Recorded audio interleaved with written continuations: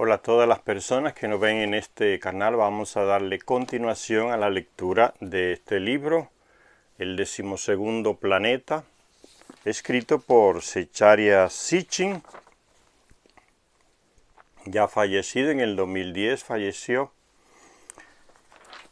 Y estamos hablando en esta parte de lo que se llama el panteón de los dioses sumerios. Dioses, siempre lo colocan entre comillas, dioses. Ahora vamos a hablar, primero hablamos de Anu, después de Enlil, ahora vamos a hablar de Enki.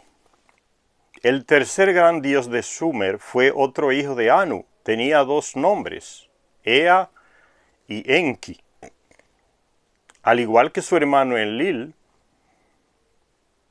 Ea era también un dios del cielo y de la tierra, una deidad de origen celeste que había bajado a la tierra, un habitante de Nibiru que nació allá, se crió allá y viajó hacia acá. Por eso se le llama una deidad del cielo y de la tierra. El cielo es Nibiru. Su llegada a la tierra está relacionada en los textos sumerios con una época en la que las aguas del Golfo Pérsico, ahí en lo que hoy es Irak, aquí está el Golfo Pérsico, en lo que hoy es Irak, el Golfo Pérsico aquí. En esta región fue que se instalaron ellos, llamada la región del Edén, el Edén en la Biblia, toda esta región aquí. Enki llegó aquí, entonces ellos amerizan con las naves aquí y comienzan a construir ciudades por acá.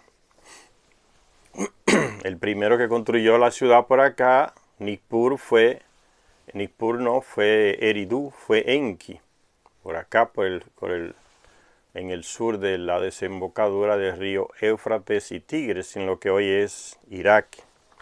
Ahí se desenvolvió esa llamada civilización sumeria.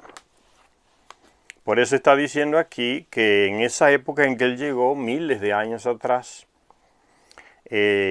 las aguas del Golfo Pérsico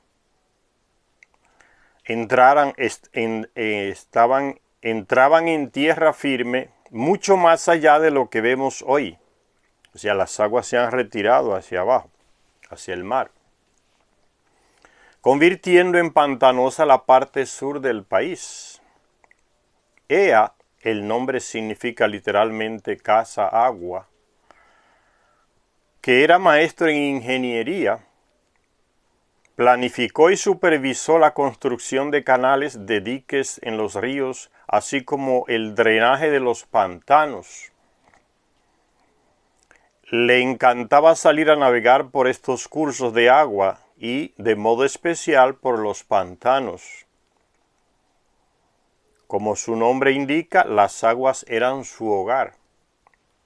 Construyó su gran casa en la ciudad que fundó al filo de las tierras pantanosas, una ciudad llamada Aaki, lugar de los peces agua, aunque también conocida como Eridu, lugar en la lejanía. Ea era señor de las aguas saladas, los mares y los océanos. Los textos sumerios hablan repetidamente de una época muy antigua en la que los tres grandes dioses se repartieron los reinos entre ellos. Los tres grandes dioses se repartieron los reinos entre ellos. Dividieron el territorio en tres grandes reinos, se los repartieron, tres grandes regiones. Los mares se los dieron a Enki, el príncipe de la tierra, dándole así el gobierno del Apsu, lo profundo. Pero en el libro perdido de Enki ya vimos que el Apsu es simplemente África, donde residía Enki. Todo el territorio de África se le entregó a Enki, desde Egipto hasta Suráfrica, lo que llamamos hoy Suráfrica y Egipto. Y la otra región era la región ahí de la Mesopotamia, se le entregó a Enlil. Entonces a eso se refiere lo profundo, la parte de abajo del planeta, África. Él era la región de Enki y construyó una casa ahí en el centro sur de África donde había muchas aguas, muchos grandes ríos, que ya no es como antes. Ya muchos lagos y ríos se secaron después de miles de años. Entonces, como señor de los mares, Ea construyó, no significa que Ea era dueño de todos los mares del planeta, no tiene nada que ver con eso, era simplemente que como ya se dijo, le encantaba, desde que vivía en Nibiru, le atraía el agua, el estudiar las aguas, la riqueza de las aguas, lo que había en las aguas. Como hay gente que se apasiona por los árboles, estudiar los árboles en zoología, otros en zoología, otros en botánica. Entonces la afición de él era las aguas, pero no era que era el rey de todas las aguas del planeta, de todos los océanos, no tiene nada que ver con eso. O sea, sáquense de la cabeza esa idea del tal Poseidón que vivía en el mar y tenía un tridente y era dueño de todos los mares. Eso no es lo que está queriendo decir. Hay que limpiarse un poco la mente para entender. Un hombre que le gustaba, le atraía el agua, particularmente para estudiarla, porque era un científico. Ella era un científico, no solamente ingeniero, era un científico en todo el sentido de la palabra. Era una mente privilegiada que uno no se concibe la capacidad de inteligencia de ese hombre. Ea. Entonces cuando se habla aquí de Señor de los mares hay que entender eso así, ¿no? Como Señor de los mares, Ea construyó barcos que navegaban hasta tierras lejanas y en especial a lugares desde donde se traían metales preciosos y piedras semipreciosas. Los sellos cilíndricos sumerios más antiguos representan a Ea como un dios rodeado de ríos fluentes en los que a veces se veían peces.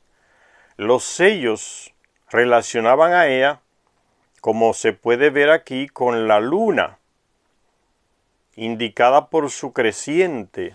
La luna siempre le llamó la atención a Ea, porque era un astrónomo también. Estudió mucho las constelaciones, le puso nombre a las constelaciones, inventó el zodíaco y esas cosas. Entonces era un astrónomo profundo, astronomía al máximo. Y le atraían esas cosas también. Un tiempo fue a la luna con uno de sus hijos, con Marduk, y estuvo un tiempo allá estudiando las constelaciones. Él dijo, en el libro perdido de Enki, él dijo que desde la luna se veía mejor el firmamento y era más fácil estudiar el universo como él lo estudió. O el universo no, sino nuestro sistema solar y algunas constelaciones. Los sellos cilíndricos sumerios más antiguos representan a Ea como un dios rodeado de ríos fluentes en los que a veces se veían peces. Los sellos relacionaban a Ea, como se puede ver aquí, con la luna, indicada por su creciente, una forma de la luna llena, luna creciente. Una relación quizás basada en el hecho de que la luna provoca las mareas. No hay duda en lo referente a una imagen astral de que a Ea se le dio el epíteto de Ninihiku, señor brillo ojo. Una característica física de los Anunnakis es que le brillan los ojos, más que a los terrestres. Y muchas veces cuando un Anunnaki tenía relación, como vimos en el libro de Enki, con una terrestre, con una mujer terrestre y nacía un hijo, la gente lo descubría que ese no era hijo de terrestre, era hijo de esos señores, porque la piel era más blanca, un blanco diferente, el cabello blanquísimo y el brillo en los ojos, le brillaban los ojos, vienen de otro planeta. Entonces son características físicas de los Anunnaki, le brillaban los ojos, diferente a nosotros los terrestres. Por eso en muchas imágenes aparece esa parte blanca del ojo como exagerada, como está aquí, que a ellos le brillaban los ojos y los terrestres los veían. Hay como un brillo en los ojos. Son imágenes un poco como un tipo de pinturas de ellos, donde se muestra el ojo de ellos diferente al de nosotros. Entonces le brillaban los ojos, hay un brillo en los ojos de ellos. No es nada anormal porque vienen de otro planeta, donde el sol no brilla tan fuerte. Por eso cuando llegaron aquí a la Tierra el sol les molestaba a muchos de ellos. Hasta que se fue adaptando la pupila de ellos al sol de acá, que es más cerca, más fuerte. Según los textos sumerios, entre los que se incluye una asombrosa autobiografía del mismo Ea, ya la leímos esa autobiografía, el libro perdido de Enki. Este nació en los cielos, o sea en Nibiru, y vino a la tierra antes de que hubiera ninguna población o civilización sobre la tierra, claro, porque no existía el terrestre. Esta civilización de la que hablamos, de la que formamos parte, él fue que lo inició con un trabajo genético sobre una criatura que existía aquí y que tal vez existe todavía, que encontró en las estepas de África, ahí donde él estaba viviendo, en el sur-centro de África, centro-sur de África, y manipulando esa criatura, los genes de esa criatura, y colocándole genes Anunnakis de ellos mismos, fue creando el primer trabajador primitivo terrestre, que pensaba, que analizaba, y después llegó entonces el Homo sapiens, por otra manipulación genética que él hace. Por eso dice aquí que todavía no existía población o civilización sobre la tierra, pero existía dentro de la tierra, porque dentro de la tierra hay civilizaciones. Existía debajo de la tierra, porque dentro de la tierra hay civilizaciones.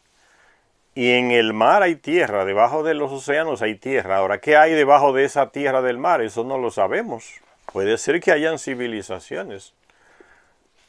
Los que vivimos aquí en esta parte del planeta, en la parte de encima, parece que es la peor parte para vivir. Hay más radiactividad del sol. Los que viven adentro o dentro, que son dos lugares diferentes, entonces viven mejor y parece que son más avanzados a nivel de tecnología que nosotros.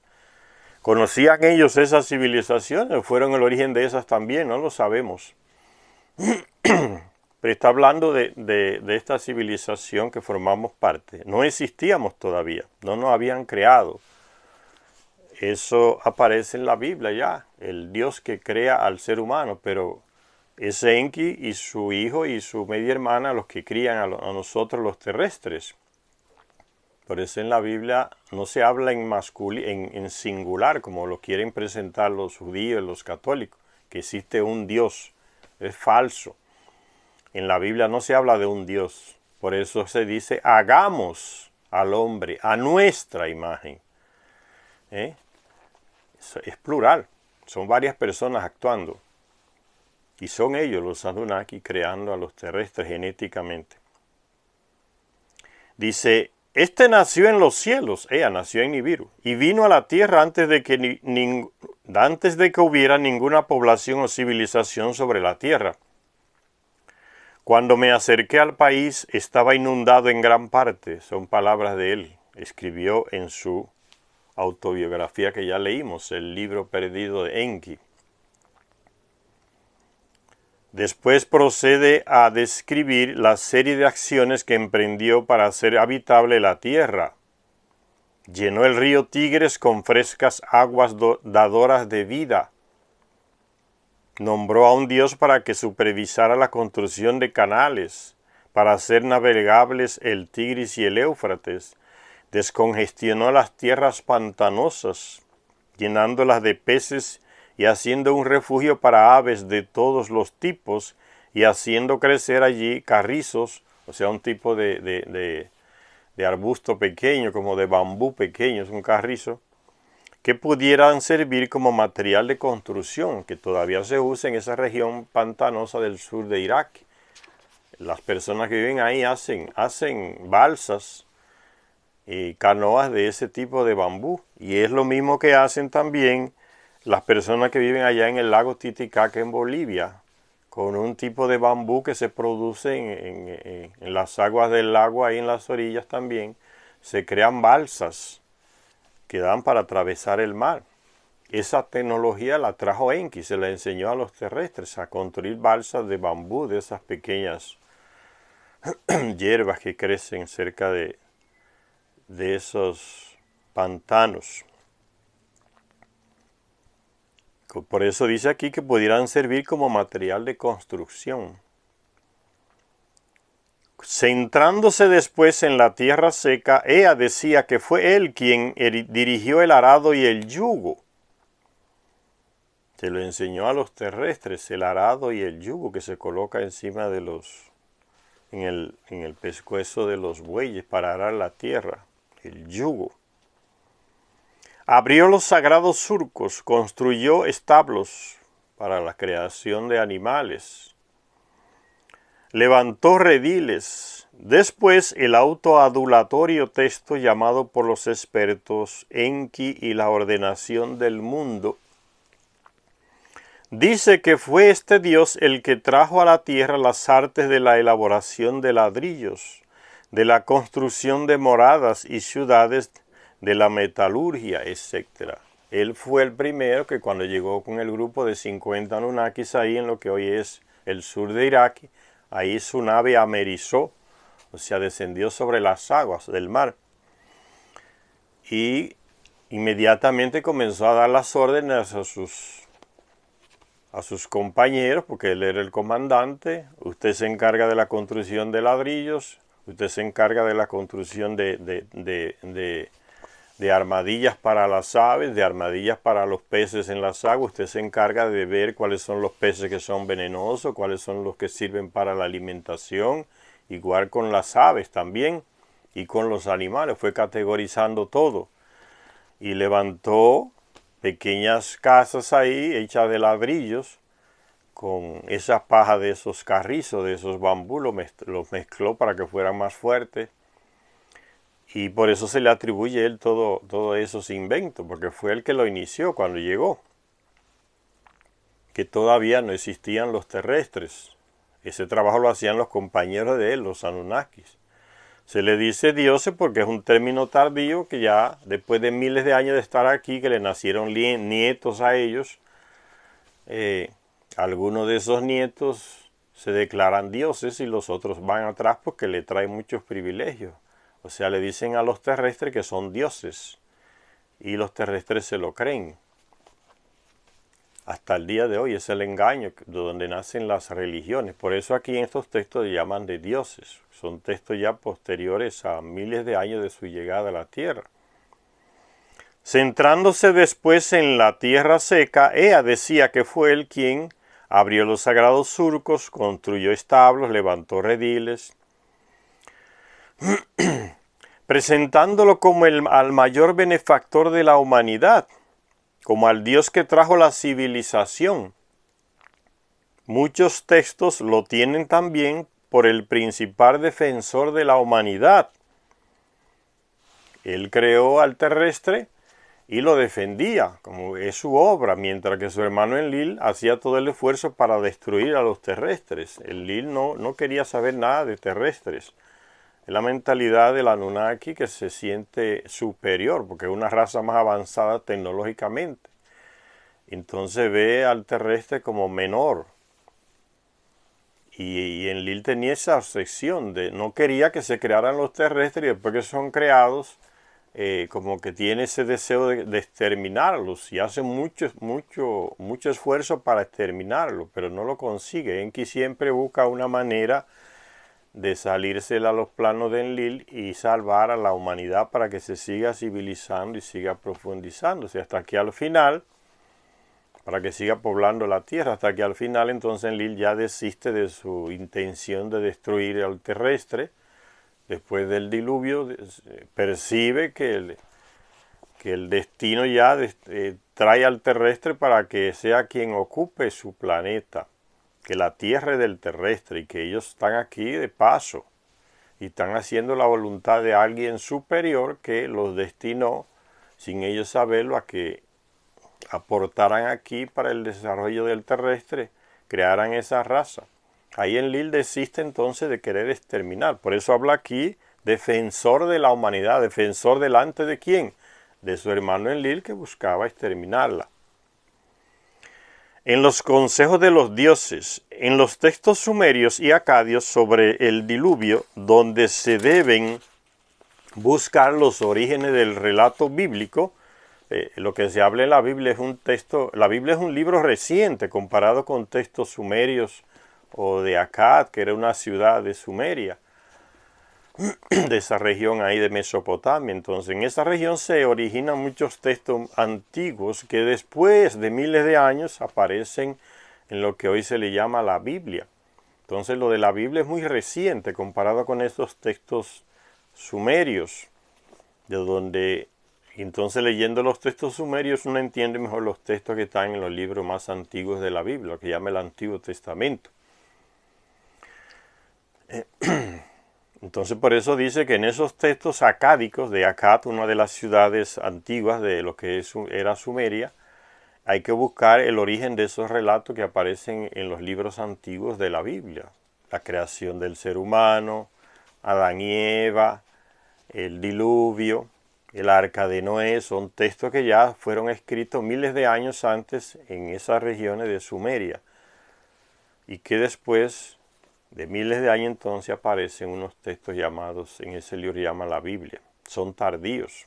Por eso si usted quiere entender esos textos antiguos de la Biblia, es más fácil usted lo entiende leyéndose el libro perdido de Enki, donde aparecen esos textos sumerios antiguos, que son la base de esos textos antiguos de los primeros libros de la Biblia. Se dice que Ea fue el dios que, desafiando la decisión de la asamblea de dioses, permitió escapar del desastre a un seguidor de confianza. ¿A quién? A Ziusudra, que era hijo de él con una terrestre, y que en la Biblia se le llama de Noé. De hecho, los textos sumerios y acadios, que como el Antiguo Testamento se adhieren a la creencia de que un dios o los dioses crearon al hombre, al ser humano, por medio de un acto consciente y deliberado, atribuyen a Ea un papel clave en todo esto. Fue él que inició el proceso, utilizando los conocimientos genéticos que tenía y se los transmitió a su hijo y a su media hermana. Manipularon, como ya les dije, ese ser que existía aquí en África, salvaje, y lo manipularon mezclando los genes de ese ser con sus genes de los Anunnaki, hasta que crearon al ser humano pensante, civilizado, el Adapa.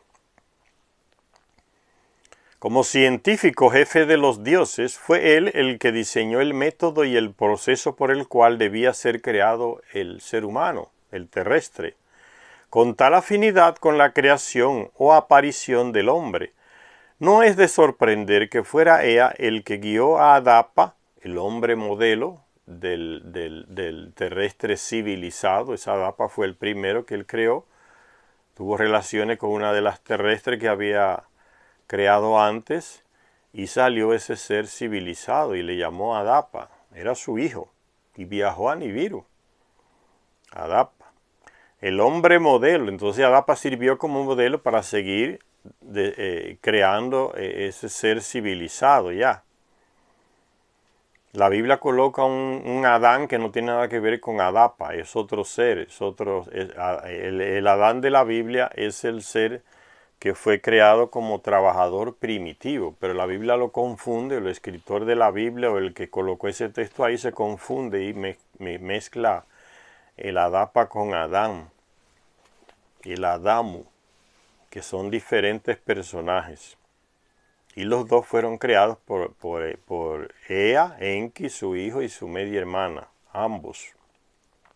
Pero el Adán es el ser primitivo, el terrestre primitivo, que no tenía capacidad de crear, de inteligencia, de aprender a leer. Fue creado simplemente para trabajar en las minas, el trabajador primitivo. Y después de miles de años fue degenerando otra vez hacia ese ser salvaje, del cual fue sacado genéticamente. Creó muchos pelos como su antecesor y se puso más salvaje, regredió. Entonces Enki con su hijo y su hermana dan otro paso. Mezclan sus propios genes y Enki llega a tener relaciones él mismo directamente con una de esas mujeres y ahí nace entonces el ser civilizado, que él le pondrá por nombre el Adapa. Con tal afinidad con la creación o aparición del hombre, no es de sorprender que fuera Ea el que guió a Adapa, el hombre modelo del ser civilizado, del terrestre civilizado, el Homo sapiens, que somos nosotros, creado por la sabiduría de Ea a la morada de Anu. Fue Ea que lo instruyó cómo debía comportarse para cuando llegase al planeta Nibiru, la morada de su padre Anu. Qué tenía que hacer, qué tenía que decir, cómo tenía que comportarse. A la morada de Anu en los cielos, el planeta Nibiru, desafiando la determinación de los dioses de negarle la vida eterna a la humanidad. Se puso Ea del lado del hombre simplemente porque tuvo que ver con su creación o hubo algún otro motivo más subjetivo. Y esa pregunta se la hace Zecharia Sitchin. A menudo, a medida que exploremos los textos, nos encontraremos con que los constantes desafíos de Ea, tanto en temas humanos como divinos, tenían como objetivo principal el frustrar las decisiones o los planes que emanaban de su medio hermano Enlil. Fue una guerra eterna entre esos dos señores. Desde Nibiru ya venían con ese conflicto entre los dos, conflicto de poder. ¿Quién hereda el poder en Nibiru? Ea, que es el primogénito, Enlil, que le correspondía el trono por la ley que cambiaron en Nibiru del heredero al trono. Al principio en Nibiru se decía que el heredero al trono era el primogénito. Entonces le correspondía a Ea, según esa ley. El primogénito de Anu, rey de Nibiru, pero después apareció una mujer que era media hermana de uno de los reyes de Nibiru y decidió ella, caprichosamente, que el hijo de ella era el heredero. Porque ella argumentó que ella tenía, sanguíneamente era más cercana a su esposo que cualquier otra de las mujeres con las que había tenido hijos primero. Entonces, siendo media hermana y siendo consanguíneamente más cercana al rey, ella decidió que le correspondía el heredar el trono a su hijo y no al hijo primogénito de la concubina, como decimos acá. Y desde allá viene ese. Entonces Enlil era hijo de la esposa oficial de Anu, aunque Enki era hijo de una concubina y entonces siendo el primogénito perdió el derecho a la sucesión del trono en lugar de Enlil. Y de allá viene ese conflicto entre ambos y continúa aquí en la tierra. Se amplía aquí en la tierra, se profundiza, porque Enki llegó primero que Enlil y era el jefe aquí del comando, y después Anu llega aquí y decide entregarle el comando a Enlil y designa a Enki para que se encargue de la región donde se extraía el oro, que era el centro-sur de África. Lo saca del comando del Edín, de la Mesopotamia, y se le entrega esa región a Enlil. Y lo nombra jefe del comando en el planeta Tierra aquí. Y a Enki lo designa en segundo lugar para que se encargue de la extracción del oro. Eso hizo llorar a Enki. Y así cerró el conflicto entre él y Enlil por el poder. Y entonces fue una lucha que se extendió a sus hijos, a sus nietos, a sus bisnietos. La lucha entre esos dos clanes por el poder. Clanes de Enlil y clanes de Enki. Por eso Enki siempre se afanaba por sacarle el pie a los planes de contradecir las decisiones de Enlil, que aunque era jefe del comando. Y siempre como una serpiente sabia, experta, se le salía a los planes de Enlil y terminaba haciendo lo que él quería, con la astucia de la serpiente. Por eso a él se le representa a veces como con el símbolo de la serpiente, un animal muy sabio. Porque se le sale a los planes de Enlil, se le salía siempre. Enlil decía una cosa y Enki estaba de acuerdo, pero por otro lado hacía lo contrario, intentando no violar el mandato de Enlil. Le sacaba la vuelta como la serpiente y terminaba realizando sus planes. Por ejemplo, Enlil decidió que con el diluvio iban a ser exterminados todos los terrestres y que no se le dijera nada a los terrestres. Y Enki, que fue el creador del terrestre, entonces le saca la vuelta como la serpiente, sin quebrar el juramento que hizo de silencio, como hicieron todos. Guardemos silencio para que el diluvio arrase a los terrestres y los mate a todos. No le digamos que está llegando. Y Enki busca una manera como una serpiente de avisarle a algunos terrestres que el diluvio está llegando. Y así consigue salvar una parte de la humanidad que hará que se extienda de nuevo la humanidad en el planeta, por ese resto que salvó Enki. Por eso dice que el gran defensor de la humanidad, frente a su hermano Enlil. Los archivos están repletos de alusiones a los abrasadores celos que sentía Ea por su hermano Enlil. ¿Y qué sucedió en Nibiru también? Que acirró el pleito entre ellos dos. Que una media hermana de los dos estaba prometida para casarse con Ea, con Enki, allá en Nibiru, una media hermana de su hermano, de él y de su hermano Enlil. O sea, ella también era hija de Anu, los tres eran hijos de Anu, y Anu se la prometió a Ea para que se casara con él. Pero aquella mujer se apasionó por Enlil. La pasión de ella era su otro medio hermano Enlil y no Enki. Y terminó relacionándose sexualmente con Enlil, siendo prometida de Enki, y nació un hijo. Y Anu se molestó y la condenó, entonces la castigó diciéndole, usted no se va a casar nunca.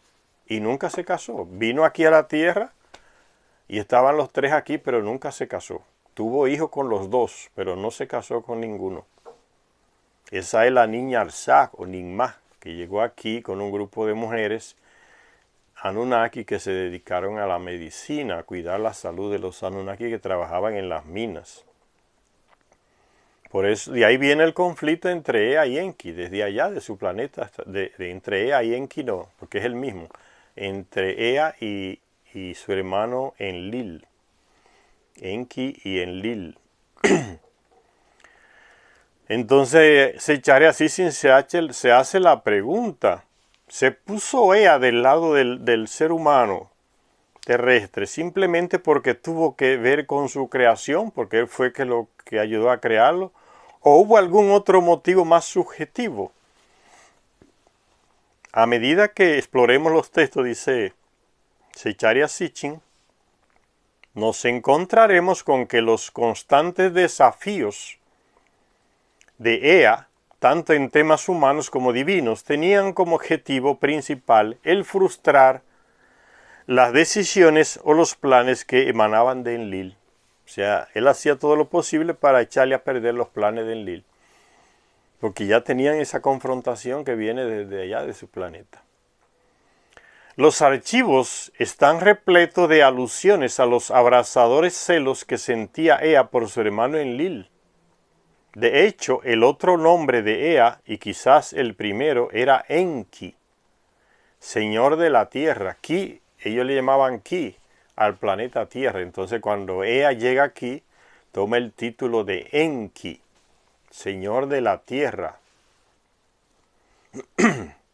Y los textos que hablan del reparto del mundo entre los tres dioses sugieren que Ea perdió el dominio de la tierra en favor de su hermano Enlil. Ya se lo dije, perdió el comando. Anu decidió entregarle el comando a su hijo Enlil, lo trajo aquí, y a ella se le asignó África que se encargara ya de la extracción del oro, pero ya no era el jefe aquí, el comando.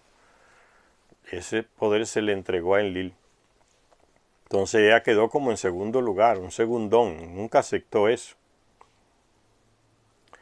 Los archivos, dice, están repletos. De hecho, el otro nombre de Ea, y quizás el primero, era Enki, señor de la tierra, y los textos que hablan del reparto del mundo entre los tres dioses sugieren que Ea perdió el dominio de la tierra en favor de su hermano Enlil, por el simple método de echarlo a suerte. Llegó Anu para resolver el conflicto que había entre Ea y Enlil. Ya casi estaban yéndose a la guerra en los dos. Y Anu tuvo que hacer un viaje urgente aquí para resolver el conflicto. Y manipulando los, como decimos hoy, los dados o las monedas que lanzaba al aire. Dejó a Enlil en el comando y a ella lo destituyó y lo mandó a África ya a encargarse de los minerales. Y ella lloró porque ella fue consciente de que hubo una manipulación para Anu realizar lo que él quería. Y volvió a Nibiru y pensó que había solucionado los problemas y los conflictos, pero no lo solucionó. continuaron hasta el final. El conflicto entre los hermanos se extendió a los hijos, se extendió a los nietos, se extendió a los bisnietos. No acabó esa lucha entre esos dos clanes. Dice aquí que ella perdió el dominio de la tierra en favor de su hermano Enlil por el simple método de echarlo a suerte. Los dioses, dice un texto, los dioses habían estrechado las manos, habían repartido suertes y habían hecho las divisiones. Entonces Anu subió al cielo. A Enlil la tierra se le sometió. El señor del comando aquí se le entregó. Los mares rodeados como con un lazo se le dieron a Enki, el príncipe de la tierra. Le quitaron el comando a Enki. Aquí él nunca perdonó eso. Aún con la amargura que pudo sentir Ea o Enki con aquel reparto, parece que esto no hacía más que alimentar un resentimiento mucho más profundo. La razón no nos la da el mismo Enki en su autobiografía. Ya lo leímos, el libro perdido de Enki. Era él y no Enlil el primogénito, según afirma Enki. Era él, por tanto, y no Enlil el que debía ser heredero de Anu en el trono de Nibiru. Mi padre, el rey del universo, me puso delante en el universo. Yo soy la semilla fértil, engendrada por el gran toro salvaje, se está refiriendo a su padre Anu. Yo soy el hijo primogénito de Anu. Yo soy el gran hermano de los dioses. Yo soy el que nació como primer hijo del divino Anu. O sea, él está diciendo a mí como primogénito era que me correspondía el heredar el trono de Nibiru y no a Enlil. Entonces ese problema viene desde allá. Si damos por supuesto que los códigos legales que regían la vida de los mortales en el antiguo Oriente Próximo fueron dados por los dioses, los Anunnaki fue que dieron eso realmente. Códigos legales, códigos de leyes. Ellos les enseñaron a los terrestres todo eso. Tendremos que convenir en que las leyes sociales y familiares que se aplicaban a los hombres era una copia de aquellas otras que se aplicaban entre los dioses. Ese sistema de leyes ya lo trajeron ellos desde Nibiru. El reinado vino de Nibiru, porque el sistema de rey viene de allá. O sea, la monarquía que llamamos acá, la trajeron y la implantaron aquí. Nombraron a terrestres reyes. Entonces todo fue como a imagen y semejanza de ellos, no solamente en lo físico, como dice la Biblia, a nuestra imagen y semejanza, sino en las estructuras sociales, jurídicas. Todo lo copiaron de allá y lo implantaron acá. Por eso dice ese Charya Sitchin, eran una copia de aquellas otras que se aplicaban entre los dioses. Desde allá viene, desde Nibiru. Archivos judiciales y familiares encontrados en sitios como Mari, son ciudades antiguas desenterradas ahí en lo que es Mesopotamia. Mari, que era una gran ciudad, Nusi, otra ciudad desenterrada, confirman que las costumbres y las leyes bíblicas por las cuales se guiaban los patriarcas hebreos eran las mismas leyes a las que se sometían reyes y nobles por todo el Oriente Próximo. Eran las leyes de los Anunnaki. Fueron ellos que las trajeron acá. Los problemas de sucesión que los patriarcas tuvieron que afrontar son, por tanto, sumamente esclarecedores. Abraham, privado de sucesión por la aparente esterilidad de su esposa Sara, tuvo un primogénito con su criada. Esto aparece en el libro del Génesis, en la Biblia. Sin embargo, este hijo, llamado Ismael, hijo de la criada de Enki, la esposa lo dejó tener hijo con la criada porque la esposa no podía darle un hijo. Ismael fue excluido de la sucesión patriarcal, aun siendo el primogénito. Tan pronto como Sara le dio a Abraham un hijo. Entonces Sara al principio era estéril, no puede tener hijo, y le dijo a Abraham, ten relaciones sexuales con mi servidora aquí, mi esclava, Agar, y de ahí de ese relacionamiento sexual nació Ismael, un hijo, que fue entonces el primero de Abraham, pero no era hijo de Sara, que era la esposa oficial de Abraham, su media hermana también. Sara es la media hermana de Abraham. Lo dice él mismo cuando fue a Egipto, y el faraón allá estaba echándole mano a Sara. Y después le dice, ¿por qué tú no me dijiste que era tu hermana? Y Abraham le dice, ella es hija de mi padre, pero no era de la madre.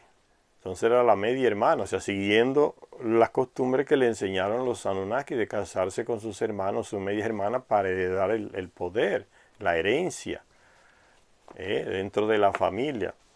Por eso el hijo de Sara, después que nace, destrona a Ismael y lo expulsan de la casa y se va al desierto Ismael. Porque nació ¿quién? Isaac, el hijo de Sara y Abraham. Entonces el que toma el poder, a ese que le toca la herencia del padre de Abraham. Ismael, aunque era el primogénito, es desterrado entonces. Ven, se reproduce entre los terrestres los mismos esquemas que trajeron los Anunnaki de su planeta. Y es el drama de Enki y Enlil. Enki, siendo el primogénito, pierde el derecho a tener el poder en nombre de Enlil, que es el hijo de la esposa oficial y de la media hermana de Anu, en Nibiru. Entonces sigue diciendo aquí, hablando de Ismael, fue excluido de la sucesión patriarcal tan pronto como a Sara le dio a Abraham un hijo llamado Isaac. Patriarca Isaac en la Biblia, en el Antiguo Testamento. La esposa de Isaac, Rebeca, quedó embarazada de gemelos. Técnicamente el primero en nacer fue Esaú, un sujeto rudo y de cabello rojizo. Después, agarrando el talón de Esaú, salió Jacob, más refinado y preferido por Rebeca. Cuando Isaac, anciano y medio ciego, estaba a punto de anunciar su testamento, Rebeca utilizó un ardid para que la bendición de la sucesión recayera sobre Jacob en vez de sobre Esaú, que era el primogénito. ¿Ves? Siguen los problemas heredados de esa costumbre de los Anunnaki que trajeron acá. Y Rebeca, uno se pregunta a veces, Esaú y Jacob no serían razas, en lugar de personajes concretos, individuales, quiero decir. Entonces dice, Rebeca, de la misma madre, no hacen tan diferentes. Después dice que Esaú nació en segundo lugar, pero entonces agarró el poder él, la herencia. La madre lo ayudó. Y es lo mismo que sucedió en Nibiru. Como le dije, aquella reina madre de uno de hijo del rey, que no era el primogénito, ya lo había tenido el primogénito con una concubina. Aquella madre toma a su hijo y dice, tú vas a ser el heredero, porque yo soy más cercana a nivel de relación sanguínea con tu padre. Yo soy la media hermana del rey, entonces a ti te corresponde. Y esa reina sacó ese capricho y realmente le quitó el poder al primogénito que era hijo de una concubina. Y es lo mismo que hace Rebeca con Isaac y Jacob. Con Esaú y Jacob. Le engaña para que ese hijo preferido de ella sea el heredero y no Esaú. Dice, más refinado y preferido por Rebeca. Cuando Isaac, anciano y medio ciego, estaba a punto de anunciar su testamento, eso ya aparece en el Génesis, Rebeca utilizó un ardid para que la bendición de la sucesión recayera sobre Jacob en vez de sobre Esaú. Esaú tenía mucho pelo, mucho vello, y parece que Jacob era más lampiño. Por eso dice, se está diciendo aquí, más refinado. Extraño, ¿no? Y entonces Rebeca dice que le coloca un pedazo de piel de oveja en los brazos a Jacob para cuando Isaac está medio ciego casi, ya no ve nada, tocara, sintiera que era la piel de Esaú. Y el pobre viejo dice, es la voz de Esaú, pero la piel es de Jacob. Y cae en el engaño. ¿Será que no quiso caer? Porque ¿cómo que uno va a tener la voz de uno y la piel de otro? Pues así sucedió, dice el relato bíblico, ¿no? Y la bendición cayó entonces, o sea, la herencia le correspondió a Jacob. Y ahí vino la enemistad de los dos hermanos. Entonces Jacob tuvo que huir inmediatamente porque Saúl lo estaba buscando para matarlo, porque le quitó la herencia. Después se encuentran, después de mucho correr por el desierto Jacob y esconderse, y Saúl lo encuentra y termina perdonándolo. Por último, los problemas sucesorios de Jacob vinieron como resultado de que, aunque éste sirvió a Labán durante 20 años para conseguir la mano de Raquel, Labán le obligó a casarse primero con la hermana mayor de Raquel, Lía. Y fue esta la que le dio a Jacob su primer hijo, llamado Rubén. Y tuvo más hijos con ella, además de una hija, y con 2 concubinas. Fíjense la estructura familiar que nos quiere meter la religión en la cabeza, ¿no? Un esposo de una mujer y los hijos, eso es lo que se llama familia. Ya en los textos antiguos se dice que eso nunca fue así. ¿Sí? Abraham tenía concubinas, que la misma mujer se la aceptaba y le decía, relaciónate sexualmente con ella para que te dijo, porque yo no te puedo dar. Y vivía en la misma casa. Y se sigue esa costumbre, ¿no? Rebeca también. Y Jacob también repite lo mismo, ¿no? El tío Labán le da a Raquel y después le entrega a la otra que es Lía. Y las dos son mujeres tienen hijos con Jacob. Y esa es la familia. No hay nada que lo condene diciéndole estás maldito porque tienes 2 mujeres en la misma casa, porque te has casado 2 veces. Esa estupidez la inventan los católicos que vienen aquí a América y traen esa estructura europea. Y los judíos ya practicaban también, entre el maometismo se practica la poligamia, ¿no? Y ya le meten en la cabeza los católicos aquí a la gente, van a las comunidades del interior, encuentran un hombre que tiene 2 mujeres y viven tranquilas las 2, trabajando en la tierra y toda la familia. Y llega el padre loco y le dice, usted está en pecado, usted es un desgraciado, está en desgracia, no tiene la gracia de Dios. ¿Por qué? Porque usted tiene 2 mujeres, eso es prohibido. Dios no quiere eso. Esos son los paganos que no creen en Dios que hacen eso. Los musulmanes creen en Dios también y lo hacen, ¿no? Pero para los católicos son paganos, ¿no? O sea, si usted quiere hacer una cosa, salvarse del infierno, es solo cambiar de religión. Una que dice que el infierno no existe y otra que dice que existe. Entonces usted se cambia y ya se salvó de esa cosa. Se va a la que no cree en el infierno. Eso le da un salto, ¿no? De una iglesia a otra. ¿Ven la locura de las religiones? Usted está en una religión que cree que el pedacito de pan que se da en las misas es el cuerpo de Cristo. Y usted no cree en eso. Váyase a otra que no cree en eso y sigue la misma religión y el mismo Dios. Pronto, y acabó. Esa es la locura que traen la religión en la cabeza de las personas. Entonces dice que también a Jacob le pasó lo mismo, ¿no? Labán, que era su tío, hermano de Rebeca, le entrega a Jacob a su hija Raquel para que se case. Pero después le entrega también a Lía, lo engaña. Le obligó a casarse primero con la hermana mayor de Raquel, que era Lía. Y fue esta la que le dio a Jacob su primer hijo Rubén, y tuvo más hijos con ella, además de una hija. Y con 2 concubinas también tuvo hijos. Y tuvo más hijos. Sin embargo, cuando por fin Raquel le dio su propio primogénito a José, cuando Raquel le dio su propio primogénito llamado José, entonces se convirtió en el preferido de Jacob. Y ahí se acirra la división entre los hermanos. Los hermanos se molestaron y desterraron a José, lo vendieron como esclavo a unos comerciantes egipcios, dice el texto del Génesis, en el Génesis aparece eso, ¿no? El José que lo vendieron y se fue a Egipto y ella se convirtió en un gran jefe. Entonces la estructura familiar que uno tiene, uno no puede asumirla y caer en el cuento ese de que nos meten las religiones en la cabeza, que Dios quiere que usted tenga una mujer y su familia en su casa y que el Padre los bendiga pronto y acabó. Eso es la estructura familiar que Dios quiere. Si usted no es así, usted es maldito, usted está fuera de la gracia, un desgraciado. Y la gente asume eso como que Dios que lo manda. Es ridículo, eso no tiene nada que ver con Dios. Son las instituciones religiosas que inventan esas cosas y se las plantan encima eternamente a los que se dejan llevar por esas creencias de esa religión.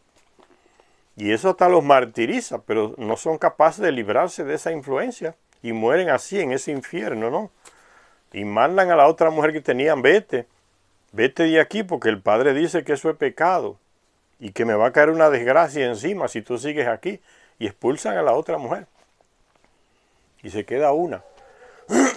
¿Y qué hace el padre para ayudar a esa otra que se fue? Nada, no le importa, ni le importa que se muera de hambre y no hizo tampoco. Esos locos son así y la gente sigue atrás, haciéndole caso. Y sigue diciendo aquí entonces que ese José se convirtió en el preferido de Jacob porque fue el primero que le nació de su primera mujer. La segunda que se le dio, que era Lía, los hijos de ella no tenían derecho, entonces como que no tenían derecho. Ya hoy se ha avanzado.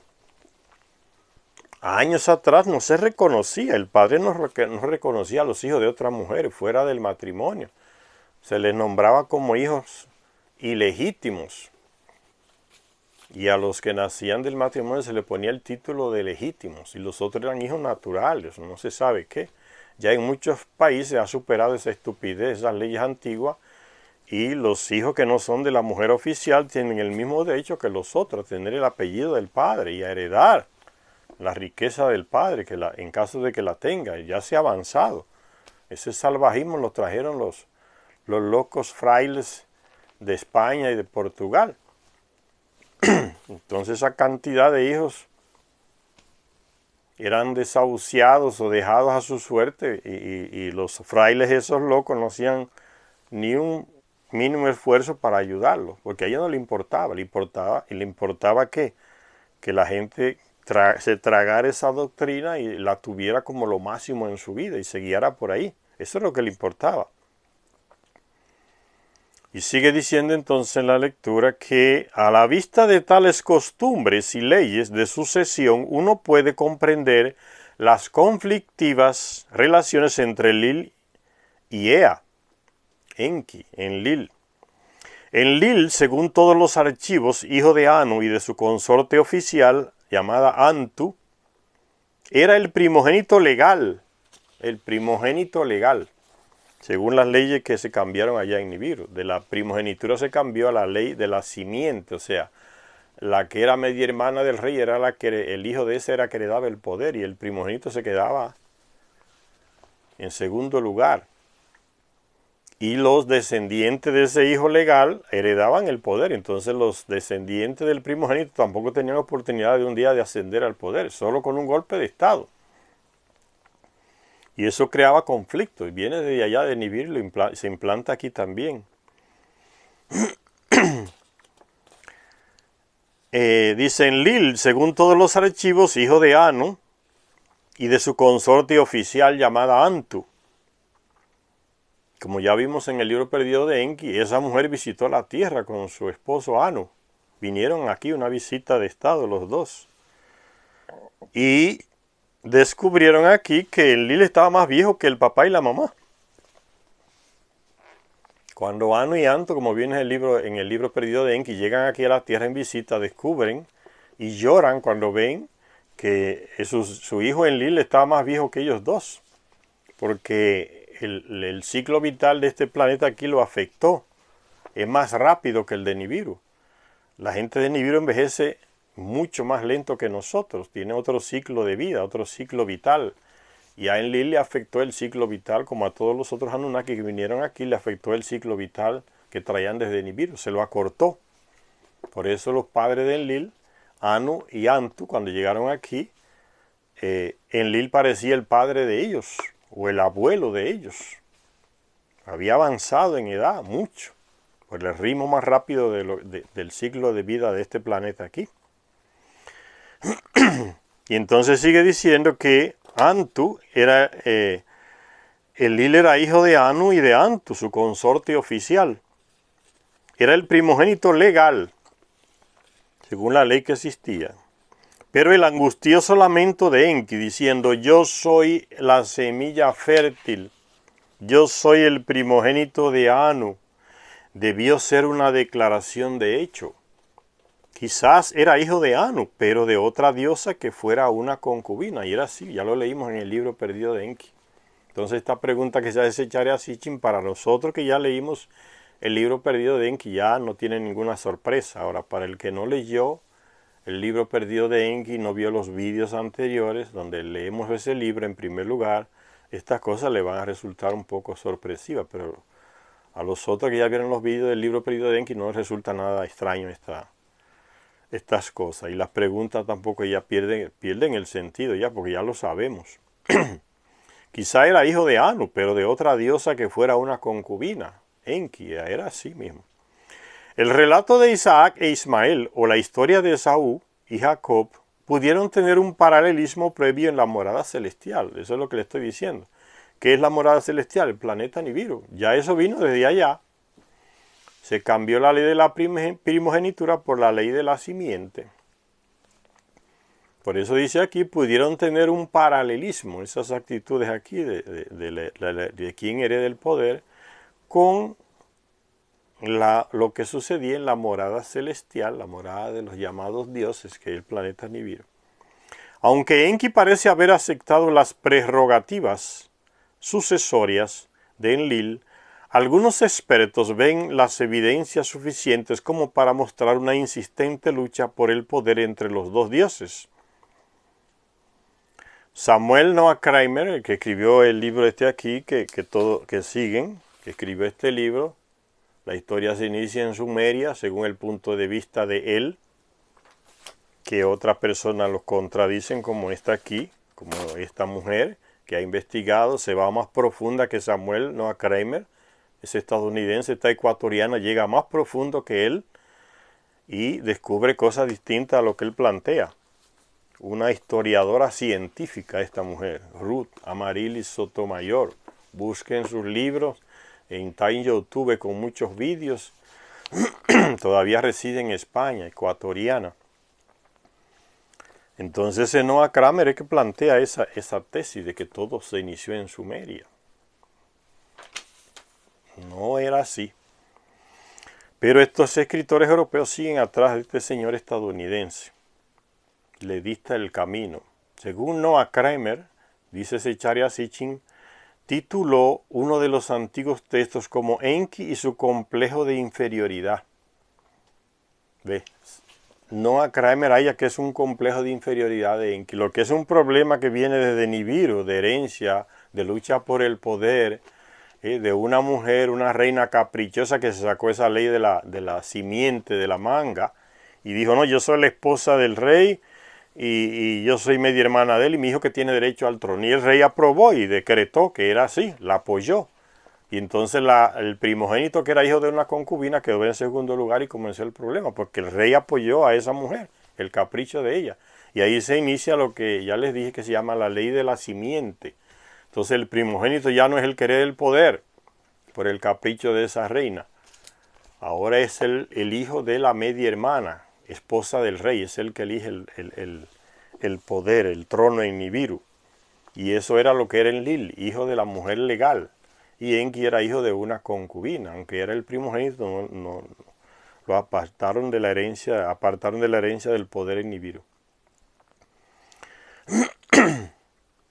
Y dice que Noah Kramer tituló uno de los antiguos textos como Enki y su complejo de inferioridad. Ve, cuando yo les dije muchas veces que cuando estos escritores estadounidenses y europeos no entienden una cosa, se inventan unas payasadas intelectuales. Vea el nombre que le pone Noah Kramer a estos textos que le encontró en tablillas. Dice Enki su complejo de inferioridad.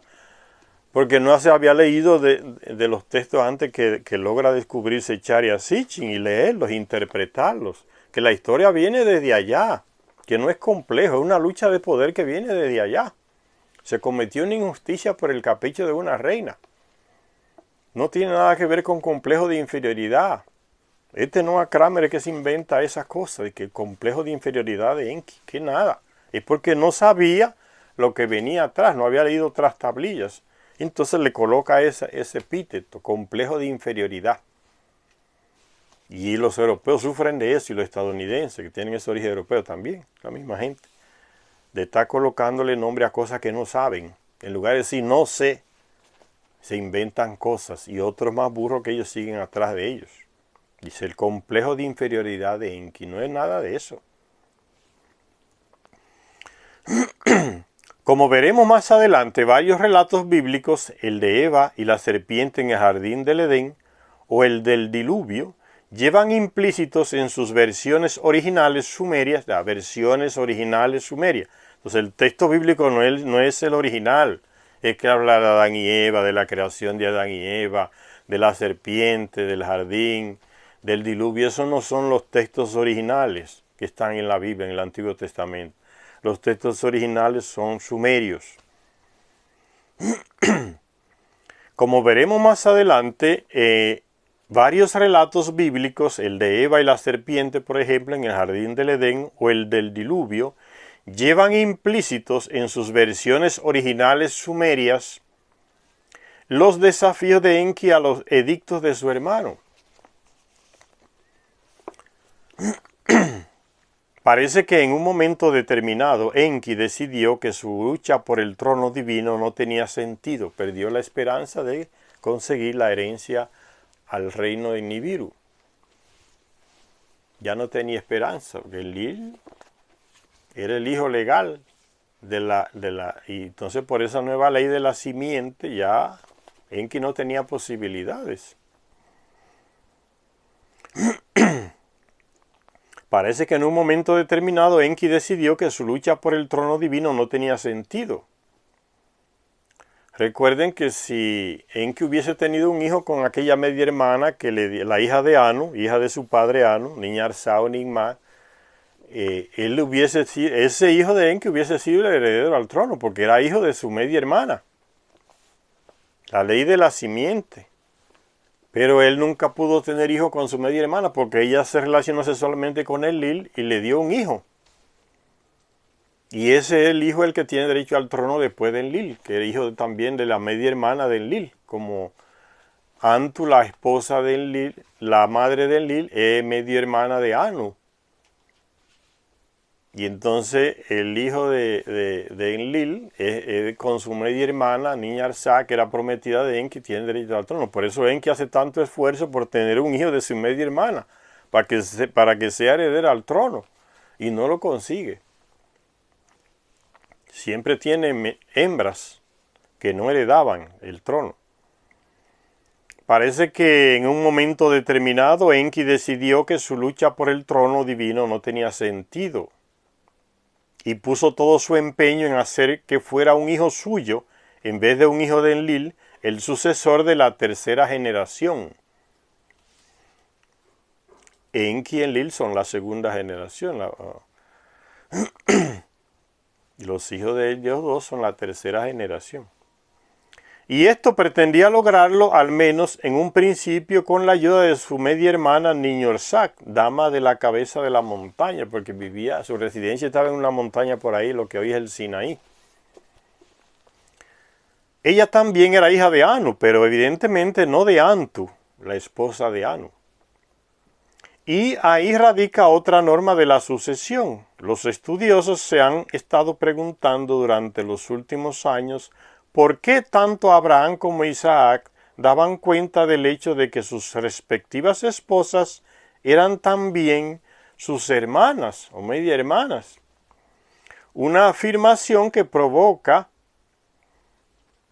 una enorme confusión, dada la prohibición bíblica de mantener relaciones sexuales con una hermana. Pero estaba el hecho ahí. Se relacionaban con su media hermana, Isaac, y su padre Abraham también. Entonces, una contradicción, una norma que prohíbe. ¿Por qué? Porque esa norma es tardía. El hecho concreto de los patriarcas Abraham y Isaac ya era anterior a esa norma.